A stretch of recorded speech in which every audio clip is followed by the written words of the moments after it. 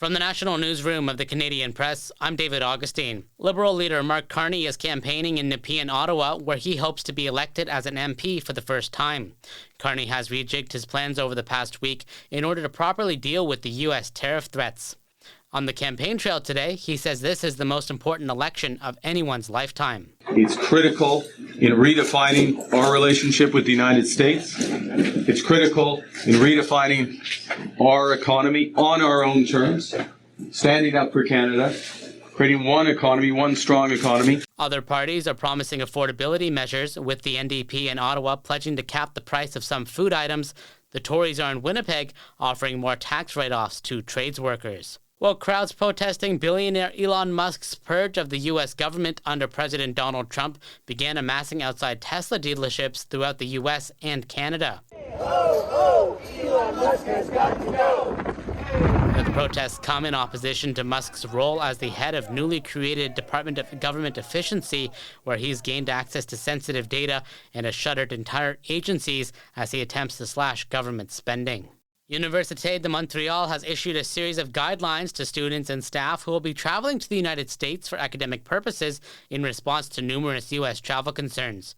Rector Daniel Jutra says the policy predates the current U.S. administration, but felt it was important to reassure staff and students that the institution is there for them. We decided in 2023 that it would make sense for us to give our scholars, researchers, students also the opportunity. It's not obligatory, but the opportunity to communicate with us and tell us where they're going in the world. The memo includes advice to exercise caution when traveling south of the Canada-U.S. border and a reminder that U.S. customs officers have the right to inspect electronic devices upon entering the U.S.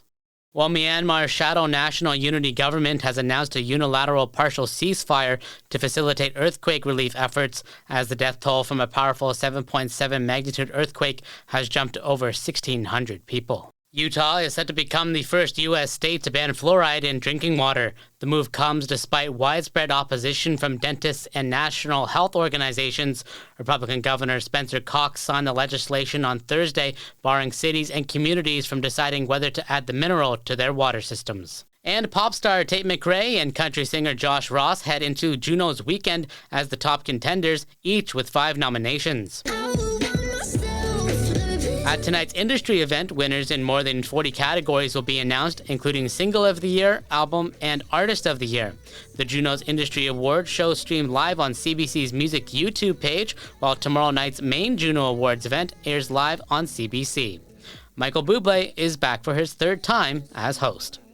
This is the Canadian Press.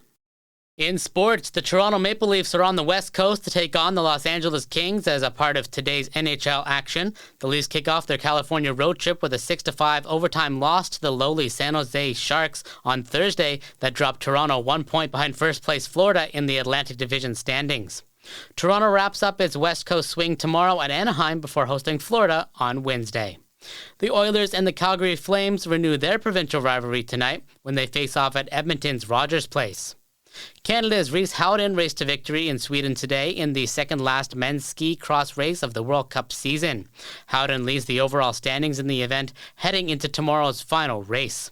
And Carissa Norston scored 2 tries to help Canada defeat Fiji 26-17 in women's quarterfinal play at a Rugby Sevens event in Hong Kong. Canada will face top-ranked New Zealand in tomorrow's semifinal. Australia faces France in the other women's semifinal. From the Canadian Press, I'm David Augustine.